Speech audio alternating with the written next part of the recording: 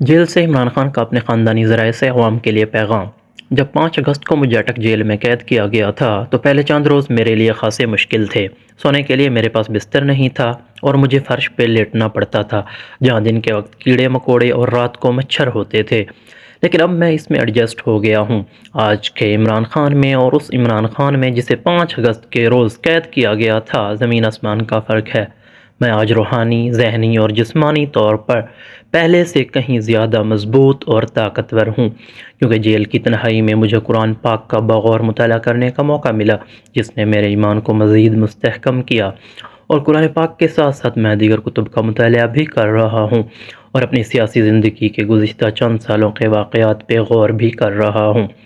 یہ لوگ مجھے جس جیل میں بھی رکھیں، جیسے حالات میں بھی رکھیں، آپ نے گھبرانا نہیں ہے اور نہ ہی میرے متعلق پھیلائی جانے والی افواہوں سے پریشان ہونا ہے۔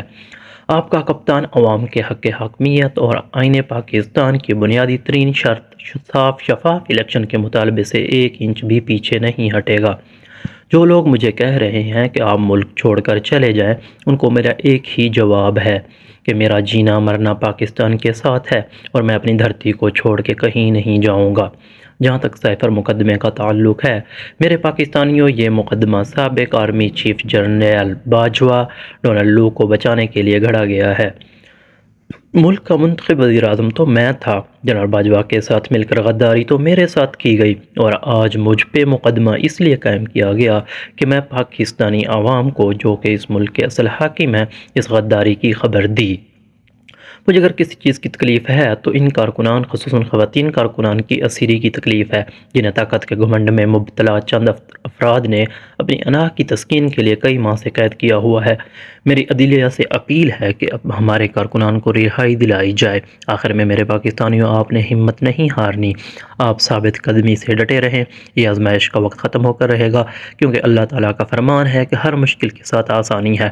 آپ ہر فورم پہ اس غیر منتخب حکمران ٹولے اور ان کے سہولت کاروں کے خلاف آواز اٹھاتے رہیں اور ملک میں شفاف الیکشن کا مطالبہ کرتے رہیں۔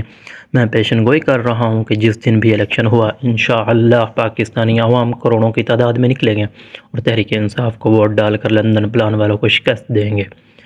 یہ لوگ جتنی مرضی دھاندلی کر لیں، ان کا مقدر صرف اور صرف شکست ہے۔ پاکستان زندہ باد، عمران خان پائندہ باد۔